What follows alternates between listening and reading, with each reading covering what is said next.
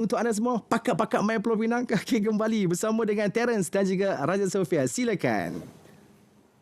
Terima kasih Bam Bam dari Mutiara FM. Ya, betul. Ya, dah tak sabar nak pergi dah. Festival Wako. Pi festival, pi makan kan. Makan, pi tengok Borea, pi macam-macam lah. Dia. Festival kebudayaan yang bakal dihadiri oleh tuan yang terutama sendiri yang bakal menceriakan hujung minggu anda warga utara. Tu dia. Jadi yang dekat-dekat tu boleh. Festival pun kena berhemah juga. Betul? Kan? Nanti habis akan belanja. Betul. Bajet 1 bulan habis dalam 1 hujung minggu. Jenuh. Ya. Jadi itu yang kita nak bincangkan juga selepas ni kan. Yelah, macam mana kita nak uruskan kewangan kita sebaik mungkin. Walaupun nak pergi jalan-jalan boleh, tak ada masalah. Tapi kena urus kewangan dengan sebaiknya lah kan. Bersama tahun depan dah naik dah. SST naik 8% kan? Betul? 8% naik dah. Okey, jadi kita bersama dengan, saya kenalkan, iaitu Puan Nurul Adila Zaharuddin selaku Perundi Kewangan yang akan berkongsi berkenaan dengan urus kewangan dengan berhemah. Assalamualaikum Puan. Waalaikumsalam. Selamat pagi. Terima kasih RTM kerana menjemput saya pada pagi ini. Ya, Puan sama-sama. mungkin boleh perkenalkan apakah yang sebenarnya dilakukan oleh Puan dalam urus niaga seharian. Okey, saya kenalkan nama saya. Saya Nurul Adila Zaharuddin, merupakan salah seorang penasihat di FIS Advisory. Okey, saya pasti ramai yang tertanya-tanya apa itu FIS. FIS ialah Future Interest Solution, di mana sebuah syarikat yang memberikan servis dalam penyimatan kadar faedah dan memendekkan tempoh bayaran pinjaman.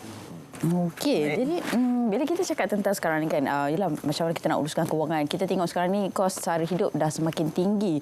Harga barang pun semakin tinggi. OPR pun naik. Tahun depan pun insya-Allah akan naik lagi juga. InsyaAllah akan naik. Okey, jadi Puan, bila kita cakap tentang perkara ini, bagaimana untuk kita nak uruskan kewangan dengan sebaik mungkin supaya bila ada kenaikan tu kita tidaklah terjejas dengan keadaan yang agak drastik ataupun teruk lah. Okey, untuk pengurusan kewangan secara umumnya kita tidak dapat mengawal kadar inflasi ataupun kenaikan harga barang kerana ianya di luar kawalan kita. Okey, rata-rata rakyat dah mula mengeluh dengan kos sara hidup yang tinggi, kenaikan harga barang yang tidak seiring dengan pendapatan. So apa yang dapat kita lakukan adalah dengan melaksanakan penyimatan pembelanjaan. Okay. Ataupun yang kedua sekali adalah mencari kerja sampingan untuk menambah pendapatan. Bagaimana pula untuk peminjam bank? Sebab kalau kita melihat kepada kadar OPR tu, ia sesuatu yang membimbangkan. Setiap kali ada kenaikan OPR, kita dapat surat daripada bank. Surat daripada bank tu dia dah tulis siap-siap dah. Okey, bulan ni Han nak kena banyak tinggi sikit. Faham tak? Jadi adakah kita boleh melakukan sesuatu untuk mengurus dengan lebih baik kadar bayaran bulanan kita, seperti mana mungkin di negara-negara lain ada fasiliti yang diberikan kepada peminjam untuk memastikan bahawa kadar faedah tu kekal pada satu tahap, walaupun mungkin tinggi sikit tapi dia kekal rata untuk tempoh 30 tahun pinjaman. Di FIS, kami mewujudkan kesedaran yang lebih tinggi kepada peminjam dalam menguruskan pembiayaan lebih baik akibatkan naik turunnya OPR dan ketidakketentuan yang lain. So sebab kita sebagai peminjam, apa yang perlu kita lakukan adalah bayar pada tarikh yang betul.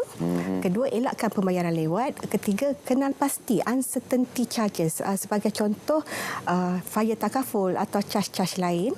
And then elakkan daripada gagal membuat bayaran bulanan kerana ianya menjurus peminjam daripada kadar interest yang lebih tinggi.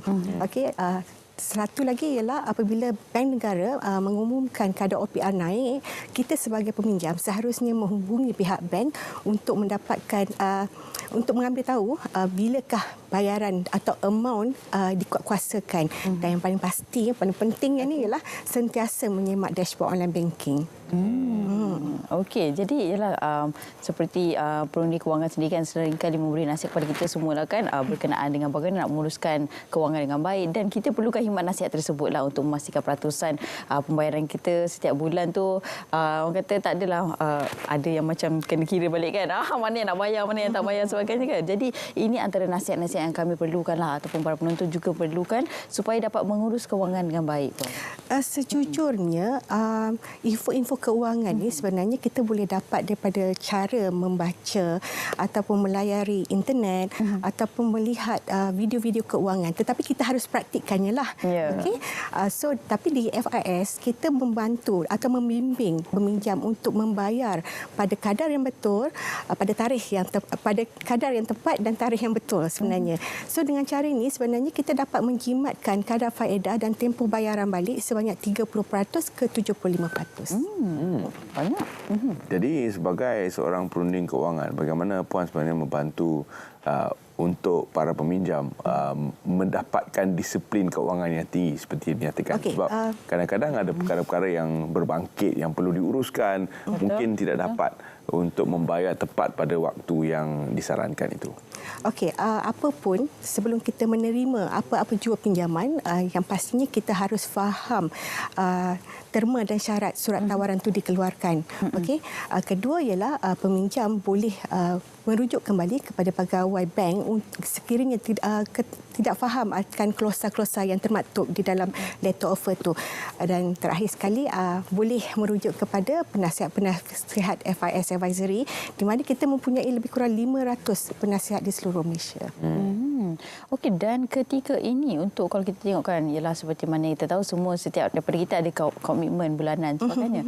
Dan kalau kita nak overlap pinjaman yang ada, Puan, sebagai perundi kewangan, adakah ianya bagus untuk dilakukan untuk memudahkan urusan pembayaran ataupun sebenarnya perlu untuk kita elakkan? Okey, sejujurnya ia bergantung kepada peminjam itu sendiri, kedudukan ekonomi peminjam itu sendiri. Tetapi di FIS kita tidak menyarankan untuk peminjam untuk membuat refinance atau consolidate the loan. Sebab apa? Ia menambahkan lagi bebanan kepada peminjam. So apa yang kita bantu adalah membayar pada amount yang tepat dan tarikh yang betul. Dengan itu kita dapat mendidik ataupun peminjam dapat merancang dalam bebas keuangan dalam tempoh sebelum persaraan. Jadi kepada semua peminjam di luar sana, anda sudah sedia maklum tentang tarikh pembayaran anda atau mungkin anda tak maklum. Itu saya tak tahu macam mana sebab tarikhnya dinyatakan dalam surat tawaran. Jadi anda boleh merujuk semula kepada surat tawaran. Tetapi jika tidak membayar tepat pada tarikhnya, apakah yang akan berlaku? Di sinilah puncanya di mana pembayaran balik itu dipanjangkan dan di sinilah punca-puncanya apabila kita dah bayar selama 10 tahun tapi baki tidak berkurang. Dan disebabkan itu saya maklumkan tadi, seperti mana saya maklumkan tadi, sebelum kita mendapatkan tawaran pinjaman kita harus memahami klausa dan terma syarat yang dinyatakan dalam surat kelulusan. Dan sebaiknya sebelum menandatangani kita boleh mendapatkan nasihat daripada pakar keuangan tentang pembiayaan perumahan, adakah ianya bagus untuk kita ambil ataupun tidak. Kita boleh go through sebab itu adalah hak kita sebagai peminjam untuk go through all the clauses yang termaktub dalam surat tawaran. Sekiranya kita mempunyai lebihan kewangan pada suatu masa, apa yang perlu kita lakukan jika kita ingin membayar pinjaman bank itu dengan lebih cepat? Adakah kita perlu membayar terus kepada amount yang dipinjam ataupun kita perlu letakkan dalam satu akaun untuk dibayar dengan lebih tepat pada kadar bulanan?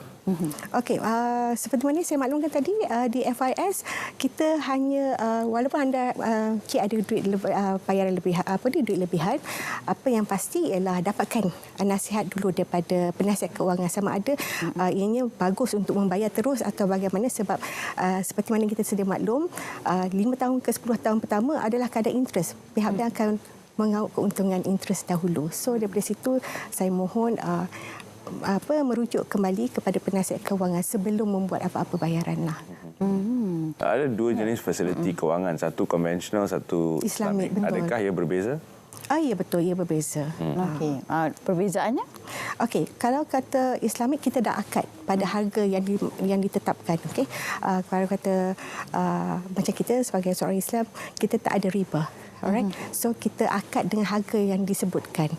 So dekat sini di FIS ni lah orang kata kita sebenarnya dah ada lebih kurang 8,000 subscriber dan kita ada proven cases di mana peminjam berjaya mengurangkan pinjaman dalam tempoh 30 hari dengan ketepatan bayaran 99%. Okey, jadi perlu untuk mereka dapatkan khidmat nasihat itu bagaimana caranya? Okey, sekiranya anda ingin mengetahui dengan lebih lanjut mengenai fees tentang fees advisory, anda boleh layari ke feesmanagement.com atau boleh ke Facebook personal saya iaitu Nurul Adila Zahrudin. Okey. Dan bila kita cakapkan tahun depan pun dalam belanjawan 2024 dah menyebut berkenaan dengan kenaikan berkaitan dengan 8% berkaitan dengan apa ni? Gula. Berkaitan dengan mungkin mereka yang ingin bercuti sebagainya kan. Jadi tidak akan memberi kesan kepada makanan, kepada parkir kereta, kepada telekomunikasi. Gula naik sikit lah. Gula naik sikit. Okey. Jadi apa antara perkara yang boleh kita lakukan sebagai persediaan awal lah untuk kita sebelum kita melangkah ke tahun 2024 ni, Puan? Okey, satu adalah mengenal pasti. Okey, seperti mana yang kita sedia maklum, pinjaman perumahan adalah tempoh pembayaran yang paling lama sekali. So kita kena dahulukan yang mana debt yang paling besar. Okay? Dan kita macam mana saya cakap tadi, kita mengurangkan kehendak kita dan mendahulukan keperluan yang penting. Okey. Baik, dengan itu harapan kami semoga anda mendapat manfaat daripada perbincangan ini untuk sekurang-kurangnya melihat semula surat tawaran daripada pihak bank dan mengenal pasti tarikh pembayaran. Kalau boleh set je lah auto debit. Senang kan? Tak ada Dah masalah. Dah tak perlu risau dah. Ada duit lebih mungkin bayar balik terus amount besar tu selepas tempoh 5 hingga 10 tahun. Itu tempoh bank mengaut keuntungan.